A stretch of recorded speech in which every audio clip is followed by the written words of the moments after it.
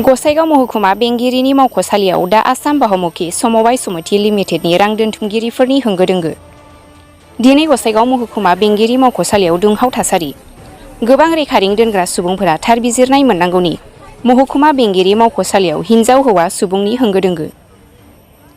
कौटि कौटि रांनिबो गोबां रां जानायनि अजद रेकारिं दोनग्रा रायजोनि। गसाइगाव सुरिपारा गामिनि थागिबि कन्दिसन नार्जारि मुंनि सुबुङा दा आसाम बाहुमुखि समबाय समिति लिमिटेडनि सासे एजेन्टआ 900 सुबुंनिबो गोबां सुबुंफोरनिफ्राय 5 कौटिनिबो गोबां रां खांनानै जानायनि अजद सोराङाव फैदों। रां दोनथुमनाया मोननांगौ सम जाब्लाबो रां गरसेबो होआखै कन्दिसन नार्जारिया। मावख'आ बन्द जाबाय, सोरखारा बन्द खालामबाय बायदि बुंनानै रेकारिं दोनग्रा सुबुंफोरनो दिनैसिम गरसेबो रां होयैनि अजद दिखांदों रायजो राजाफोरा। आङो दैलि 50 थाखा। खय बोसोर जाबाय? दैलि 1 बोसोर जाबाय, निसुत जाबायमोन। जानुवारियाव दोनदोंना, जानुवारियाव निसुत जाबायमोन। मा मावो नोङो? आंथ' जेबो मावा, आं बिदिनो दखानावहाय बिदिनो मैगं एफा लांनानै फानहैयो बेलासियावसो। फैसाखौ मोनफिनदों ना मोनफिनाखै? फैसा मोनाखै। सोरनाव दोनामोन? बे कन्दिसन नार्जारिनाव दोनदोंमोन फैसाखौ। दा फैसाखौ नांगौ ना नाङा? फैसाखौथ' जोंनो मानो नाङा जानो, जोङो 1 फैसा 2 फैसा बिदिनो सानफा माने जफ्राम मैगं फानो जोङो। जोंहा फिसौ दं, मा दं, फिसौफोरनि थाखाय बियो लायनाय समावबा खांनाय समावबा गोदै होननानै बियो फैसाखौ खाङैबाय। दैलिक फैसा खाङैबाथाय आदै मादै दागि नैबेबादि होननानै फैसाखौ दैलिक खाङैदों बियो।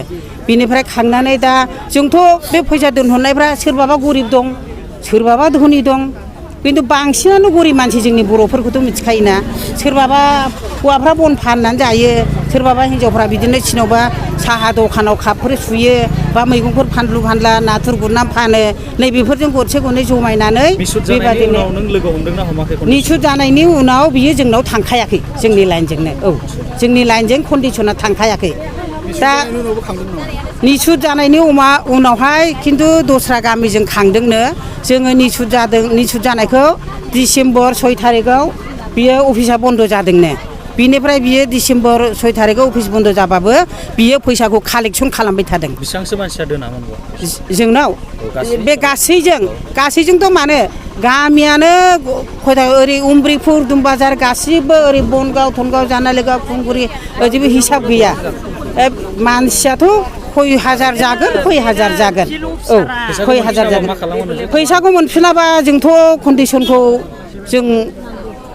जोंनो जेरैखियाबाबो फैसा होनो हायाबा कन्दिसनखौ जोंनो पाब्लिकनो नांगौ। जों मा खालायगोन। दिनै रायलायनाया मा रायलायनाय? दिनै रायलायनाया जाहैबाय, बिसोरो होनबाय गसाइगावआवल' अफिस बन्द जायाखै, श्रीरामपुरावल' अफिस बन्द जायाखै, जेरावबो सारा दुनियावनो अफिस बन्द जादों, गुवाहाटियावबो बन्द जादों। खिन्थु 6 थारिखआव डिसेम्बर 6 थारिखआव अफिस बन्द जादों होननानै बुंदों। ओमफ्राय बिसोरो जानुवारि 6 थारिखआव बिसोरो अफिसखौ खुलिनानै अडिट खालामदों। दा बिसोरनि बुंनाय बादिब्लाथ' जोंखौ होनदों, नोंसोरो ओरैनो नेखाबायबा नोंसोरो मास मोनसे नेदो, नोंसोरनि फैसाखौ नोंसोरो जाय जेसेबां मोनो बे फैसाखौ मोनगोन होननानै दा दिनै बुंबाय। दा पासबुकखौ जोङो कन्दिसनावथ' जोङो पासबुकखौ बिहरदोंमोन। दाथ' दिनैथ' कन्दिसनानो फैयाखै। आरो जों बै बारावबो बिदोंमोन, बेथ' कन्दिसना जोंनो पासबुकखौ होआखै। आरो मासे जे फैसा खाङैब्ला बियो गांफा रिसिप्ट होबोनांगौ, बे रिसिप्टखौबो जोंनो होआखै बियो। बे रिसिप्टखौबो जोंनो रावनोबो गांसेबो होबोआखै। मेम'रेन्डाम होगोन नामा दिनै? जोङो दिनै सावरायनाया बेनो, नैबे सिभिल स्टेसन अफिसाव जोङो हाबबाय ज' फैनानै। आरो जोङो लोगोसेयै जोङो सावरायलायबाय मेजिस्ट्रेट, SDO आरो SDPO बिसोर लोगोसेयैनो जोङो सावरायनाया बिदि सावरायबाय। कन्दिसननि गासै जोंनि सानसेयाव कालेक्सन खालामनायनि थाखाय, मानोना बियो जोंनो निसुत जानायखौबो होआखै आरो निसुत जायिफोरखौबो बियो जोंखौहाय पासबुक होआखै, जमा रिसिप्ट होआखै। दिनै बिनि बिसयै जोङो सिभिल SDOजों जोङो लोगोसेयैनो रायलायबाय। आरो बिसोरो बुंदों, SDO बे डायरि लेखाजों जोङो नोंसोरो जेबो थाखा उथायनो हाया। नोंसोरो हागौब्ला जेथ' हायो कन्डिसनाव पासबुक आरो जमा रिसिप्टखौ नोंसोरो बियन बिनिफ्राय बुंबावदों SDOआ बुंबावदों जोंखौ नोंसोरो मेम'रि लिरनानै दिनै होलांदो मेम'रि दाम होलांदो होननानैहाय बुंदों जोङो बेखौ गुवाहाटियाव फाथायगोन आरो गुवाहाटियाव जरहाटआव बिनि गासै अफिसारफ्रा गिदिर लेभेलनि मानसिफ्रा बेखौ हमगोन होननानै दिनै SDO गासै बिसोरो बुंजोब्बाय बेसेबां सान नेथ'नो थिनदों नोंसोरखौ जोंखौहाय मास मोनसे नेथ'नो थिनदों मानोना बिसोरो पासबुकखौ नागिरनांगौ आरो बानायनांगौआबो सस्था नङा होननानै बुंदों जोंनो पासबुक खनसेबो होआखै आङो कन्डिसनाव खेबथाम बिहरदों आंनि पासबुकखौ हो कन्डिसन बेसेबां जाखो आं नायनो होननानैहाय होआखै कन्डिसना बुंदों नोंसिनि पासबुकआ गासैबो अफिसाव थाजोब्बाय बाजै जों होनो हाया बे थालाखौ जोङो खेवोब्ला जोंखौ सिखाव होननानै बुंगोन होननानै कन्डिसना बुंबाय थायो मेम'रेन्डामखौ होदोंना होआखै नोंसोरो होआखै होबाय जोङो होबाय दा होलांसै होगोन दासो जोङो लिस्ट लागासिनो दङ आरो गुदिनिफ्रायनो